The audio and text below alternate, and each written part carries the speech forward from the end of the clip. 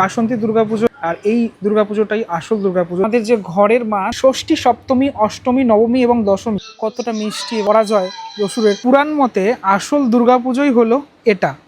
আর শরৎকাল অর্থাৎ September October মাসে যে দুর্গাপুজোটা হয় সেটা অকাল বোধন, নামের মধ্যেই রয়েছে অকালে বোধন হয়, তাই জন্য অকাল বোধন। এবার এই সময়টাতে এই বাসন্তী দুর্গাপুজো হয়ে থাকে অনেক জায়গায়, মানে কলকাতা থেকে শুরু করে জেলার বিভিন্ন জায়গাতে এই বাসন্তী দুর্গাপুজো হয়ে থাকে।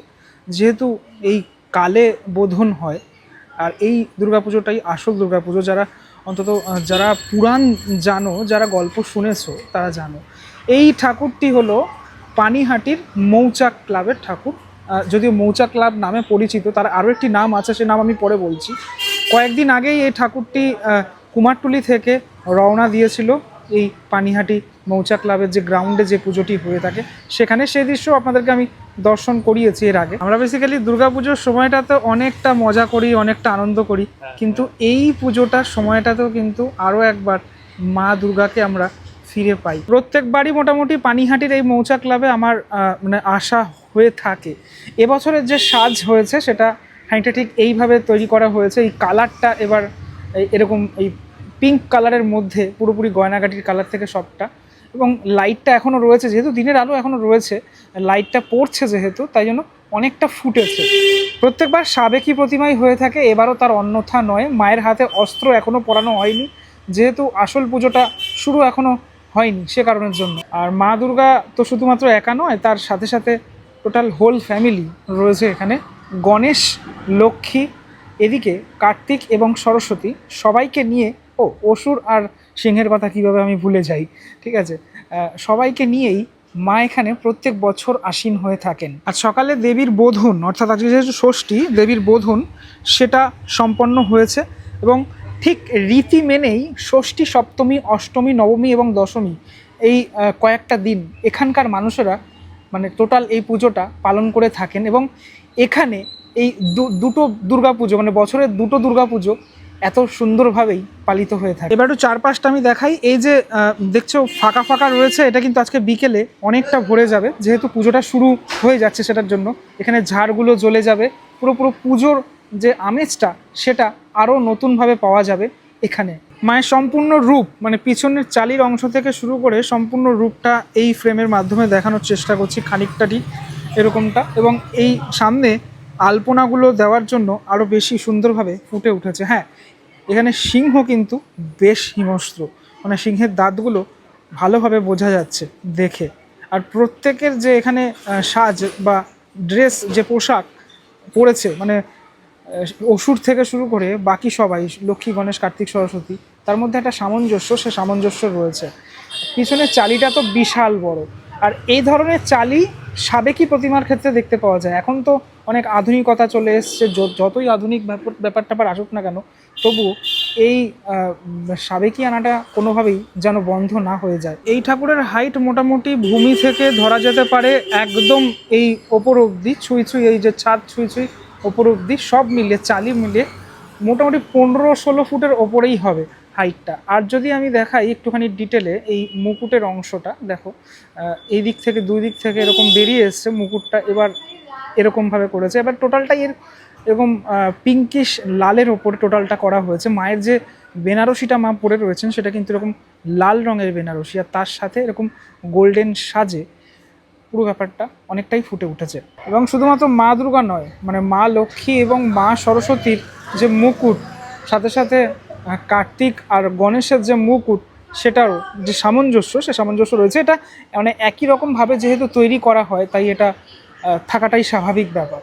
একদম ওপরে আমি দেখাবো মহাদেব রয়েছেন, একদম চালির অংশে মহাদেবের অনেকগুলো মুখমণ্ডল সেটা রয়েছে। অনেক জায়গায় আমরা দেখে থাকি এরকম চালি, আবার অনেক জায়গায় আমরা দেখে থাকি যে মহাদেবের একটা ছবি রয়েছে একদম পিছনের অংশে, কিন্তু এখানে কোনো ছবি আমি দেখতে পাচ্ছি না।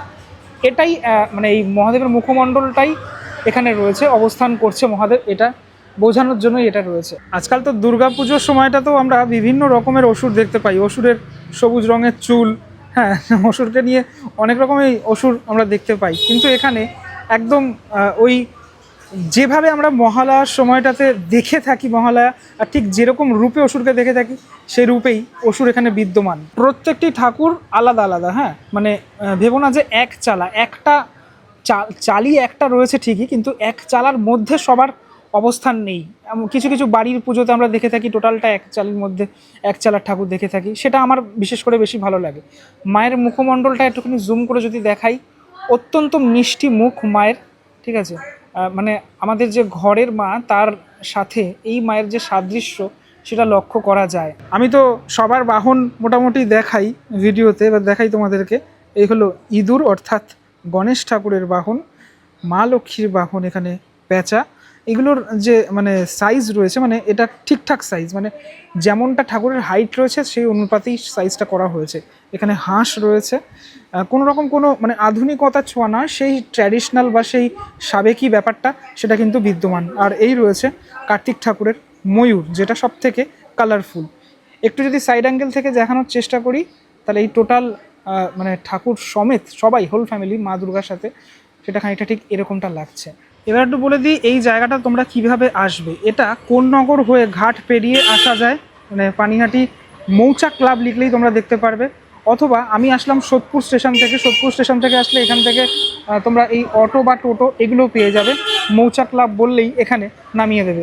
2026-এর যে পুজোর নির্ঘণ্ট সেটা রয়েছে এখানে, যদি কেউ এসে পুজো দিতে চান আপনারা, সেজন্য টোটাল এটা আমি দেখিয়ে দিচ্ছি, আপনারা পজ করে চাইলে দেখতে পারেন। এই যে ষষ্ঠীর তারিখ রয়েছে, তারপরে সপ্তমী তিথিতে কখন থেকে কখন পুজো হচ্ছে, অষ্টমী তিথি পড়ছে হচ্ছে বৃহস্পতিবার, তারপর নবমী পড়ছে হচ্ছে শুক্রবার অর্থাৎ 27শে মার্চ, এবং দশমী তিথি 28শে মার্চ। দেবীর নৌকায় আগমন, ফল শস্য বৃদ্ধি ও জলবৃদ্ধি, দেবীর ঘটকে গমন, ফল ছত্রভঙ্গ। এই টোটালটা আমি দেখিয়ে দিলাম এই কারণের জন্য, আপনারা যদি কেউ এসে থাকেন তাহলে সেটার কারণের জন্য, যদি পুজো দেওয়ার ইচ্ছে থাকে সেই কারণের জন্য দেখানো। একটুখানি টোটাল এই যে অ্যাড্রেসটা সেটা রয়েছে হচ্ছে রাজা রামচাঁদ ঘাট রোড, পানিহাটি, কলকাতা 114। মৌচাক ক্লাব থেকে 5 থেকে 7 মিনিট পায়ে হেঁটে চলে আসুন মিত্রপাড়া বিবেকানন্দ ক্লাব। এর ঠিক পিছনেই একটা গলি রয়েছে, যে গলির মধ্যে পুজোটি হয়ে থাকে। এই হলো পুজোর মাঠ, আর এখানে প্যান্ডেলে ফোকাস না, মেনলি ঠাকুরটা খুব সুন্দর হয়ে থাকে আর পুজোটা খুব সুন্দর হয়ে থাকে। বাচ্চারা সব এখানে এখন এই বাঁশ টাসগুলো সব সরিয়ে দিচ্ছে, ওরাই হাতে হাতে এই কাজটা করে থাকে। আমরা যখন ছোট ছিলাম তখন এরকম পাড়ায় যদি দুর্গাপুজো হতো তখন এই কাজগুলো আমরা করে থাকতাম। যাই হোক, এখন আপনাদেরকে ঠাকুরটা দেখাই। এবার ওদের ঠাকুরটা অনেকটা ছোট হয়েছে, আমি দেখতে পাচ্ছি প্যান্ডেলও অনেকটা ছোট হয়ে গেছে আগে থেকে, কিন্তু খুব নিষ্ঠার সাথে এই পুজোটা হয়ে থাকে প্রত্যেক বাড়ি আমি দেখে থাকি, এবং খুব সুন্দর হয়েছে ঠাকুরটিও। এখানেও কিন্তু এই সাবেকি প্রতিমা হয়ে থাকে, এবং এরকমভাবেই প্রত্যেক বছর পুজোটা হয়ে থাকে। এবং এখানে আমি দেখতে পাচ্ছি আগের মৌচাক ক্লাবের আমি দেখছিলাম এখন অবধি অস্ত্র মাকে দেওয়া হয়নি, এখানে কিন্তু অস্ত্র দেওয়া হয়ে গেছে, হ্যাঁ, এবং মায়ের গলায় মালাও এখানে পরিয়ে দেওয়া হয়েছে, খুব সুন্দর লাগছে, সাজও খুব সুন্দর। এখানে টোটাল এই সাজের মধ্যে আপনি যেটা দেখতে পারবেন সেটা হচ্ছে পিছনের অংশগুলোতে ফুল দেওয়া হয়েছে, তারপরে এখানে এই হাত পাখা রয়েছে, যেটা বাংলার ঐতিহ্যকে বহন করে চলে আজও, এই তাল পাখার মানে তাল পাতার যে হাত পাখা সেটা। এবং এখানেও আজকে ঘট পাতা হয়েছে, এবং পুজোটা আজকের যে পুজো বোধন দেবীর সেটা সম্পন্ন হয়েছে। ছোট্ট গণেশ আর ছোট্ট লক্ষ্মী ঠাকুর, মানে প্রত্যেকটা মানে ঠাকুরই এখানে হাইটটা ছোট কিন্তু ফিনিশিং দুর্দান্ত করা হয়েছে। এবার এখানকার অসুর দেখুন, এখানকার অসুর কিন্তু একটুখানি রাগি রাগি মুখ করে রয়েছে এখানে, হ্যাঁ, মানে যুদ্ধ করতে করতে এই যে পরাজয় অসুরের সেটা স্পষ্ট লক্ষ্য করা যাচ্ছে। এবং সিংহ এখানে অত্যন্ত হিংস্র অবস্থাতেই রয়েছে অসুরের দিকে চেয়ে। ভূমি থেকে মায়ের এই টোটাল যে মূর্তি, মানে মুকুট সমেত এই মূর্তি মোটামুটি 9 ফুট মতো হাইট হবে, 8-9 ফুট মতো হাইট হবে। মায়ের মুখটা দেখুন কতটা মিষ্টি, এবং একদম গোলাকার মুখ মায়ের, একদম যে বাংলা মুখ বলা চলে সেই মুখই এখানে করা হয়েছে। এবং সবার যে শাড়িটা দেখুন, এখানে লাল কালারের মা দুর্গার শাড়ি, এখানে স্কাই কালারের হচ্ছে দেবী সরস্বতীর শাড়ি, আর মা লক্ষ্মীর শাড়িটা হচ্ছে এরকম পার্পেল কালারের, যেটার ফলে এই যে একটা আলাদা একটা ছোঁয়া, মানে প্রত্যেকের যে একটা কালারফুল ব্যাপার সেটা লক্ষ্য করা যাচ্ছে। প্রতিটা জিনিসই কিন্তু খুব নিখুঁতভাবে এখানে তৈরি করা, মানে মা দুর্গার ফিনিশিং বলুন বা বাকি সমস্ত যে দেবদেবীর যে ফিনিশিং, সেটা কিন্তু অত্যন্ত নিখুঁতভাবে তৈরি করা হয়েছে। ওই ক্লাবটির ঠিক পিছন দিকেই এই পুজোটা হয়ে থাকে। এই যে পুজোটা হয়ে থাকে নাম হচ্ছে সুতীর্থ। তো সাইড অ্যাঙ্গেল থেকে আমি জুম করে দেখানোর চেষ্টা করি মায়ের যে মুখমণ্ডল এবং এই টোটাল ব্যাপারটা দেখুন। প্রত্যেকটি অ্যাঙ্গেল থেকে দেখাই এই কারণের জন্যই, তার কারণ সম্পূর্ণ লুকটা তাহলে ভালোভাবে বুঝতে পারা যায়। আগামী দিনগুলোতে এখানে কিন্তু অনুষ্ঠানেরও ব্যবস্থা থাকে প্রত্যেক বছর, যেমনটা আমি দেখে থাকি। তাহলে যদি পানিহাটি আসছেন আপনি, তাহলে এই দুটো পুজো কিন্তু মাস্ট ভিজিট, দেখতেই হবে, ভালো লাগবে আপনার। চলুন আজকে ভিডিও এখানেই সমাপ্ত হবে। পরবর্তী ভিডিওতে আবারও নতুন কোনো সফরের সাথে আপনাদের সাথে দেখা হবে। ততক্ষণের জন্য বিরতি নেব। ভালো থাকবেন সবাই, টাটা।